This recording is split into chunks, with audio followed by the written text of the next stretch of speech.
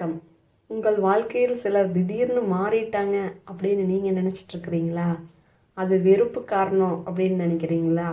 கிடையவே கிடையாது. அது வெறுப்புனால இல்லை, பொறாமை. உங்கள் மேலே இருக்கிற பொறாமை. உங்கள் மீது பொறாமைப்படுபவர்கள் இருக்கிறார்களா? அப்படின்னா இந்த விதிகளை கண்டிப்பாக ஃபாலோ பண்ணுங்க. உங்கள் வளர்ச்சியை பார்த்து மகிழ முடியாதவர்கள் தான் உங்களை பற்றி கெட்டதாக பேசுவாங்க. அவர்களிடம் விளக்கம் கொடுக்க வேண்டாம். உங்கள் வெற்றியிலே பதில் சொல்லுங்கள். சண்டை போடாதீங்க, அமைதியா உழையுங்கள்.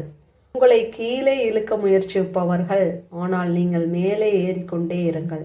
எல்லோரையும் திருப்திப்படுத்த முடியாது, முயற்சிக்காதீங்க.